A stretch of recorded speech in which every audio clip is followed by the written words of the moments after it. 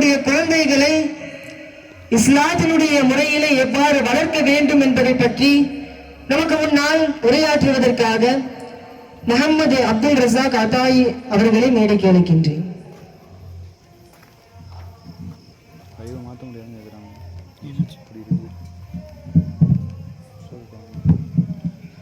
அஸ்ஸலாமு அலைக்கும் வரஹ்மத்துல்லாஹி தஆலா வபரகாத்துஹு.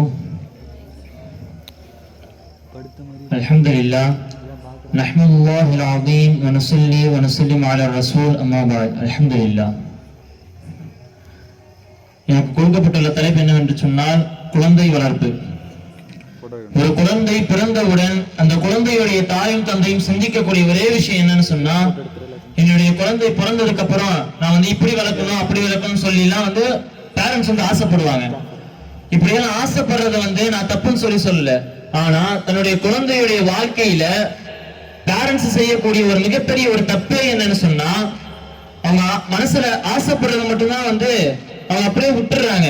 தன்னுடைய மனசுல ஆசைப்படுற விஷயத்த தன்னுடைய குழந்தையுடைய மனசுல பதிக்காம விட்டுறதுனாலதான் தன்னுடைய குழந்தை அவங்க ஆசைப்படுற விஷயத்துல அவங்க வளர மாட்டான்.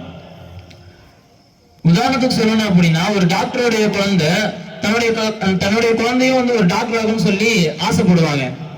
அப்ப என்ன பண்ணணும்? தன்னுடைய குழந்தைய சின்ன வயசுல இருந்தே நீ டாக்டரா ஆகணும், நீ இப்படி படிச்சாலும் நீ டாக்டரா ஆக முடியும், நீ ஒழுக்கமா வளரணும்னு சொல்லி அவனை சொல்லி சொல்லி வளர்த்தா மட்டும்தான் அந்த ஒரு குழந்தைய பெரியவன் ஆனதுக்கு அப்புறம் நம்மளுடைய அத்தா சொன்னாங்களே நம்மளும் ஒரு டாக்டர் ஆகணும்னு சொல்லி அதுக்கான முயற்சி எடுத்து அவனும் டாக்டரா பெரிய ஒரு டாக்டரா ஆகுவான்.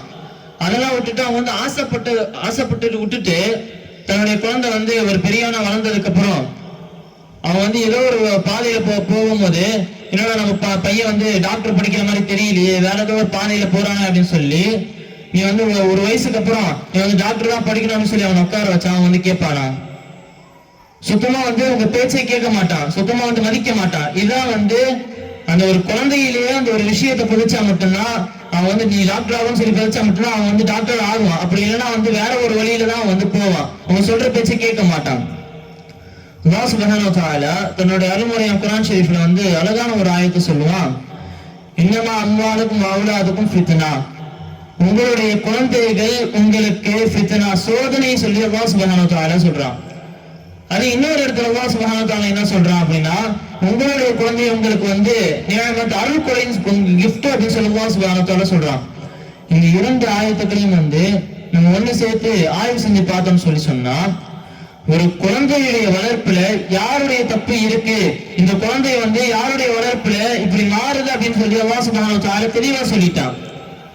உதாரணத்துக்கு சொல்லணும் அப்படின்னா, ஒரு பேரண்ட்ஸ் நினைக்கிறாங்க என்னுடைய குழந்தைய நான் ஒரு பெரிய ஒரு ஆலிமாகணும், ஒரு பெரிய ஒரு ஹாஃபில் ஆகணும்னு சொல்லி அந்த ஒரு பேரண்ட்ஸ் நினைக்கிறாங்க. ஆனா அந்த பேரண்ட்ஸ் என்ன பண்ணணும் அப்படின்னா, அந்த ஒரு குழந்தை தன்னுடைய கருவுல இருக்கும் பொழுது குர்ஆன் விஷயமாக இருக்கட்டும், குர்ஆன் ஓதக்கூடிய விஷயமாக இருக்கட்டும், நம்ம சொன்ன மாதிரி அந்த ஒரு குழந்தை தன்னுடைய கருவுல இருக்கும் பொழுதே குர்ஆனை ஓதணும். ஓதனா மட்டும்தான் அந்த ஒரு குழந்தை வெளியே வந்ததுக்கு அப்புறம் 6 வயசுல அந்த ஒரு குர்ஆனை தன்னுடைய இதயத்துல சுமக்கக்கூடிய அந்த ஒரு பாக்கியத்தை அல்லாஹ் சுப்ஹானஹு வ தஆலா அந்த ஒரு குழந்தைக்கு கொடுக்கிறான். நம்முடைய குழந்தைகளுக்கும் அந்த ஒரு பாக்கியத்தை அல்லாஹ் சுப்ஹானஹு வ தஆலா கொடுக்கணும். அது மட்டும் இல்லாம அவன் கொஞ்சம் கொஞ்சமா அந்த ஒரு ஆலிம் சம்பந்தப்பட்ட விஷயமா இருக்கு, அவனுக்கு கொஞ்சம் கொஞ்சமா சொல்லி வளர்த்தா மட்டும்தான் அவங்க சிறந்த ஒரு ஹாஃபிலாக சிறந்த ஒரு ஆலிமா ஆவான். அதெல்லாம் விட்டுட்டு அவங்க மனசுல ஆசைப்பட்டுறாங்க. ஆசைப்பட்டதுக்கு அப்புறம் அவனுடைய போக்கிலே அவனை விட்டதுக்கு அப்புறம் அவன் ஆலிம் ஆகணும்னு சொல்லி பிடிச்சிருக்கா, அவன் ஆலிமே ஆகணும்னு சொல்லி ஆசைப்பட மாட்டான், பிடிவாதமா இருக்கிறான். அதெல்லாம் நான் போக முடியாது, என்னுடைய ஃப்ரெண்ட்ஸ் விட்டு நான் எப்படி போவேன் அப்படின்னு சொல்லி பிடிவாத பிடிக்கிறான். அதே மாதிரி இன்னொரு முக்கியமான விஷயம் என்னன்னு சொன்னா, இன்றைய காலகட்டத்தில் உள்ள பெண்கள் தாய்மார்கள் தன்னுடைய குழந்தையை எப்படி பாத்துக்கிறாங்க அப்படின்றதுதான். அதாவது ஒரு குழந்தை எதுக்கு அழுகுது அப்படின்ற ஒரு விஷயத்த தாயால மட்டும்தான் புரிஞ்சுக்க முடியும். உதாரணத்துக்கு சொல்லணும்னா, ஒரு குழந்தை எதுக்கு அழுகுது, இப்ப மத்தவங்க எல்லாம் நினைப்பாங்க ஏன்னா இந்த குழந்தை எப்படின்னு அழுதுட்டே இருக்கு அப்படின்னு சொல்லி அதை பத்தி ஏசுவாங்க சொல்லுவாங்க. ஆனா ஒரு தாய்க்கு தான் தெரியும் தன்னுடைய குழந்தை பசியினால் அழுகுதா, அப்படின்னா தூக்கத்தினால அழுகுதா, அப்படின்னா உடல் வலிக்குது அப்படின்றதுனால அழுகுதான்னு சொல்லி ஒரு தாய்க்கு மட்டும்தான் தெரியும். ஆனா இன்றைய காலகட்டத்தில் உள்ள தாய்மார்கள் எப்படி இருக்கிறாங்க அப்படின்னா, தன்னுடைய குழந்தை அழுகுது ஒரு பக்கம், என்ன பண்றதுன்னு தெரியல, ஒரு பக்கம் இந்த பக்கம் டிவியில சீரியல் ஓடிட்டு இருக்கு. அப்ப என்ன பண்றாங்க, நீ போன பாரு நான் டிவி பார்க்கணும் உட்காந்துடுறாங்க தாய்மார்கள். இதனால என்ன ஆகுது அப்படின்னா அந்த ஒரு குழந்தைய அமைதியாயிருது. ஏன் தெரியுமா? ஏன்னா குழந்தையுடைய இயல்பு ஒரு ஜொலிக்கிற ஒரு பொருளை பார்த்தா அது மேல ஆசைப்படும், அதை வந்து கையில கொடுத்துட்டு அது அமைதியாயிரும். இதான் வந்து குழந்தையுடைய ஒரு இயல்பு. அப்ப அந்த போனை கொடுத்தோன்னே ஒரு பளிச்சு நடிக்கும் பாத்தீங்களா, அதை பார்த்தா அந்த குழந்தை வந்து அமைதியாயிருது. என்ன பண்ணுவாங்க, ஏதாச்சும் ஒரு விஷயத்த பார்க்கட்டும்னு சொல்லி யூடியூப் ஒரு விஷயத்த வச்சு கொடுத்துருவாங்க. நம்ம எல்லாத்துக்குமே தெரியும், யூடியூப்ல நம்ம போனோம் அப்படின்னா என்ன வரும்னு நினைக்கிறீங்க? இந்த தமிழ்நாட்டில் உள்ள பெரிய பெரிய பேச்சாளர்களுடைய பயான் வரும்னு நினைக்கிறீங்களா? அதெல்லாம் வராது. சினிமா பாடல்களும் சினிமா சம்பந்தப்பட்ட விஷயங்களும் மட்டும்தான் அந்த ஒரு முன்னாடி வந்து நிற்கும். அப்ப அந்த குழந்தை என்ன பண்ணும், ஏதாச்சும் ஒரு இதை வந்து டச் பண்ணும், அது உள்ள போனதுக்கு அப்புறம் சினிமா பாட்டு ஓடும். இதை வந்து அந்த ஒரு குழந்தைய வந்து அங்க உட்காந்து கேட்டுட்டு இருக்கோம். பேரண்ட்ஸ் வந்து என்ன பண்ணுவாங்க, டிவியை பார்த்து உட்காந்துட்டு இருப்பாங்க. ஒரு கட்டத்துக்கு மேல தன்னுடைய குழந்தைய வந்து ஒரு ஆலிமாக்கணும், ஒரு ஹாஃபில் ஆக்கணும், தன்னுடைய அந்த ஒரு குழந்தையுடைய நாவல இருந்து ஒரு குர்ஆன் ஆயத்து வரணும்னு சொல்லி ஆசைப்படக்கூடிய அந்த ஒரு பேரண்ட்ஸ் வந்து கடைசியில அதை அப்படியே விட்டுறாங்களா, சினிமா பாடல்கள் தான் வாயில வருது, குர்ஆன் ஆயத்து வர மாட்டேங்குது, சினிமா பாடல்கள் தான் வாயில வருது. நபி ஸல்லல்லாஹு அலைஹி வஸல்லம் அவங்களுடைய பிரியம் வரும்னு பார்த்தா யாரோ ஒருத்தவங்களுடைய பிரியம் வருது. அந்த அளவுக்கு தான் வந்து இந்திய சமுதாயத்தில் உள்ள பெண்கள் வந்து இருக்கிறாங்க. இந்த ஒரு சபைக்கு ஏத்த மாதிரி ஒரே ஒரு சின்ன ஒரு ஹதீஸ் மட்டும் சொல்றேன்.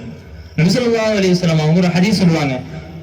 உஸ்மான் இப்னு அஃபான் ரலியல்லாஹு அன்ஹு அறிவிக்கக்கூடிய ஹதீஸ், அர்-ரஜுலு ராஇ ஃபீ அஹ்லி பைத்திஹி வ மஸ்ஊலு அன் ரஇயத்திஹி.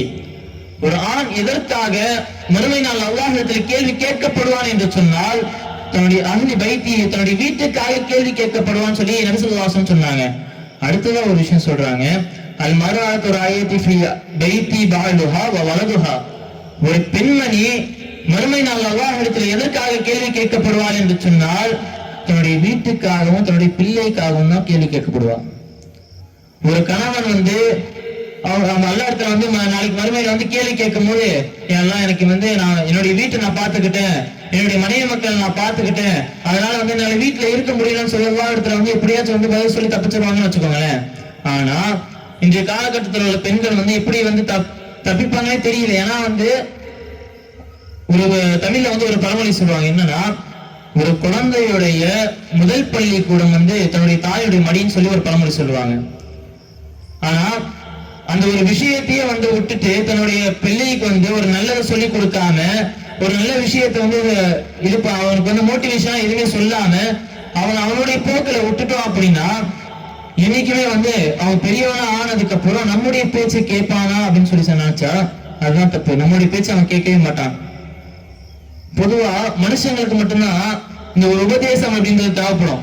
வேற எந்த ஒரு மிருகத்துக்குமே வந்து உபதேசம் அப்படின்றது தேவைப்படாது. இப்போ உதாரணத்துக்கு சொல்லணும், இப்ப நம்ம வந்து கார்ல போயிட்டு இருக்கோம்.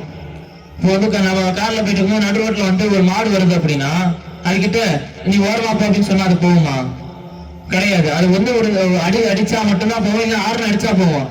அதே வந்து ஒரு மனுஷன் வந்து நடு ரோட்ல இப்படி நடந்து போயிட்டு இருக்கான், அவங்க கிட்ட கத்தி ஏன் இப்படி நடுவில் போயிட்டு இருக்க, ஓரமா பாப்பா அப்படின்னு சொல்லி அவன் கேட்பான்ல. இதுதான் எந்த ஒரு விலங்குகளுக்கும் வந்து உபதேசம் அப்படின்றது ஒரு விஷயமே கிடையாது. எல்லா விலங்குகளுக்கும் வந்து அல்லாஹ் வந்து இயற்கையாக கொடுத்துறான், நீ வந்து இப்படிதான் இருக்கணும். ஒரு பூனை அப்படின்னா ஒரு எலி வந்து எதுக்கு வந்து பூனையை பார்த்து ஓடுது? ஏன்னா வந்து எலிக்கு வந்து தெரியும் நம்ம வந்து சாப்பிட்றோம் அப்படின்னு எலிக்கு வந்து தெரியும். ஏன் அதோட எலி வந்து அதோட அம்மா வந்து நம்ம சொல்லி கொடுத்த அந்த மாதிரி ஓடு அப்படின்னு சொல்லி அதுக்கு இயல்பாகவே அல்லாஹ் சுப்ஹானஹு வ தஆலா அந்த ஒரு அறிவு வந்து கொடுத்துருக்கான். ஆனா மனுஷனை பொறுத்த வரைக்கும் தான் நீ இப்படி இருக்கணும், நீ இப்படி வாழணும் அப்படின்னு சொல்லி கொடுத்தா மட்டும்தான் அவன் வந்து சரியா வாழ்வானே தவிர எதையுமே சொல்லி கொடுக்கல அப்படின்னா அவன் வந்து ஒரு தவறான வழியில தான் போவான். எனவே இந்த ஒரு வாலிப பருவத்துல நம்ம வந்து யோசிக்கக்கூடிய ஒரே விஷயம் என்னன்னு சொன்னா, நம்முடைய பிள்ளைகளை குழந்தை பருவத்திலிருந்து அவன் வந்து சரியா வளர்க்கணும். இப்ப நமக்கு முன்னாடி சொன்ன ஒரு விஷயம் தான், அதாவது பச்சை மரத்து ஆணி அப்படின்னு சொல்லி சொல்லுவாங்கல்ல. ஒரு பச்சை மரத்துல வந்து ஒரு ஆணியை அடிச்சா எந்த அளவுக்கு வந்து ஸ்ட்ராங்கா நிக்குமோ, தன்னுடைய குழந்தையுடைய பருவத்துல அந்த குழந்தைக்கு நீ இப்படிதான் இருக்கணும் அப்படின்னு சொல்லி பதிச்சுட்டோம்னு வச்சுக்கோங்களேன், அது வந்து கடைசி இறந்து போற வரைக்கும், அந்த ஒரு குழந்தை இறந்து போற வரைக்குமே அவங்க சொல்லிக் கொடுத்த அந்த ஒரு பாதையில தான் இருக்கும் அப்படின்றது வந்து நபியும் சரி அல்லாஹ்வும் சரி இதுதான் வந்து ரெண்டு பேரும் சொல்றாங்க. எனவே நம்முடைய குழந்தையை தீன் வெளியில வளர்க்கக்கூடிய அந்த ஒரு பாக்கியத்தையும் அல்லாஹ் சுப்ஹானஹு வ தஆலா நம் அனைத்து நபர்களுக்கும் தந்தல் புரிவானாக. வ ஆகிரு தஅவானா அல்ஹம்துலில்லாஹி ரப்பில் ஆலமீன். அஸ்ஸலாமு அலைக்கும் வ ரஹ்மத்துல்லாஹி தஆலா வ பரகாத்துஹு.